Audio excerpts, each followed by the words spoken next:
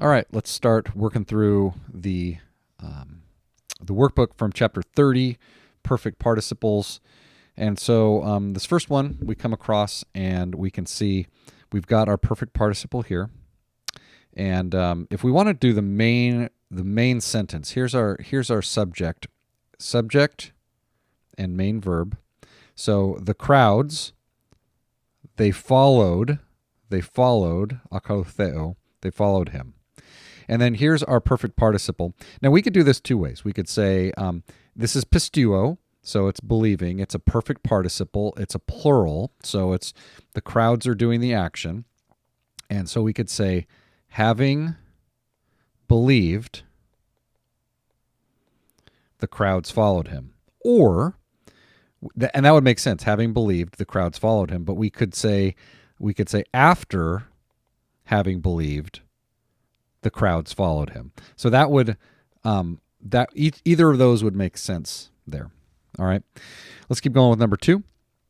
So here we have this looks good.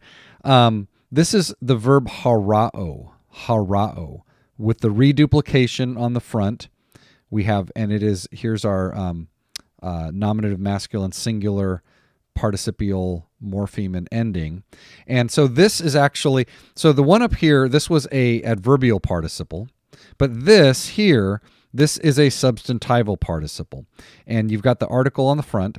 So we would say from harao, the one who has seen, or you could say the one having seen me. So a me there. So the one having seen me has seen the Father. So there's our substantival participle, and there's a number of ways you could do it. The one having seen, the one who has seen, you can do that either way. But those are a couple of different ways. But this is a substantival usage of harao as a perfect participle.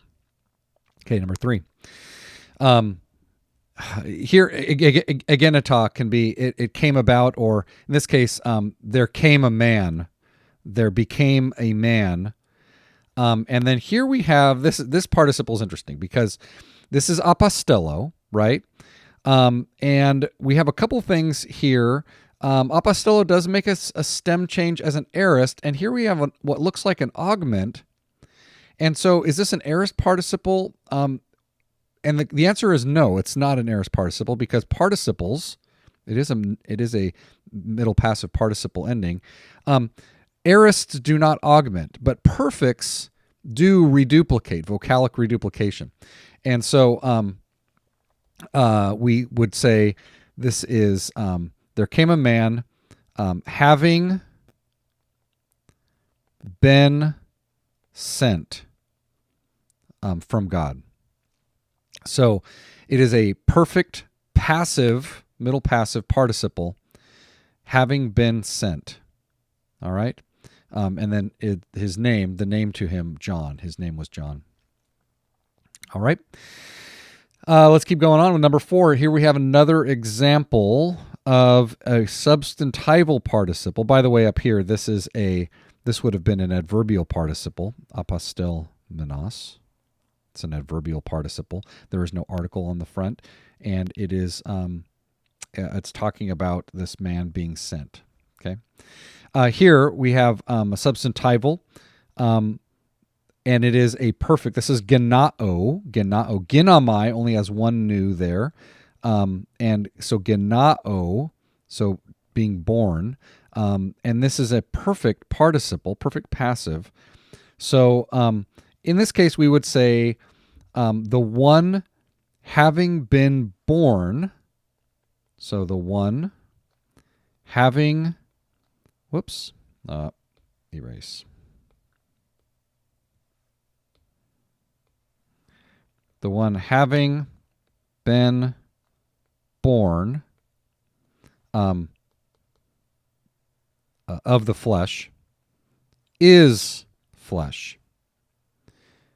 Kai, and the one having been born of the Spirit is Spirit. Okay, so both of these, ta genemenon, both of those places, and that parallel there, but these are both substantival participles, and that gives you a sense of their functioning as nouns, the one having been born, and that's how we would translate that. Or you could also say the one who has been born. The one who has been born of the flesh is flesh. The one who has been born of the Spirit is spirit. And that's probably the way you see it in a translation. It does make a little bit more sense, but the one having been born. Either way, but you get a sense of kind of how you have to work with the participle to translate it. All right, number 5. Kai, and he gives, they were amazed at the teaching, at his teaching. And then here we have our first paraphrastic construction. And it's pretty simple in the sense. So just translate the to be verb. He was teaching them. So this is a paraphrastic construction, and we would just say he was teaching them. Okay, and then here we have another example. And this is an example. Ekon is another participle. It's a present active participle. And in this case, ekon is also a substantival. This is an example of a substantival participle without an article in front of it. So he was teaching them as not the one, but just one having authority, and not as the scribes.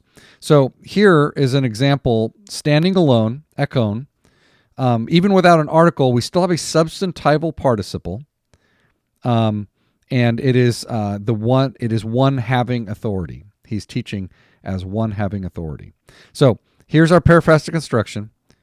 He was teaching them as one having, and that's a substantival. Okay.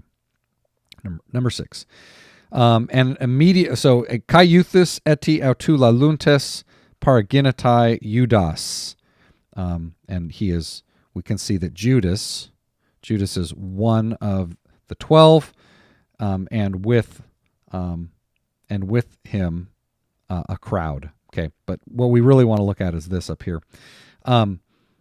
Here's our participle, and it is in the genitive, and here is autos in the genitive, and which is a great sign that you have a genitive absolute. So the genitive absolute here, we would say, and immediately. Now, yet eti is yet or while, yet or still, I should say, still. And in this case, we would say, so we're going to make autos the subject of this participle. So, and immediately, he was speaking, or he is speaking, he is still speaking. So while, and here is, since it's present, we would say something like, while he is still speaking. Now, there's a number of things,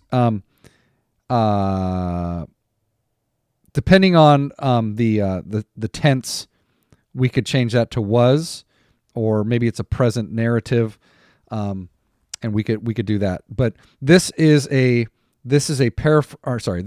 genitive absolute. We have autos in the genitive and laluntes, and we would use our keyword while. He is our subject. Speaking is our participle. We have to throw eti in there, while he is still speaking. So there's the first 6 in chapter 30. Hopefully that is helpful.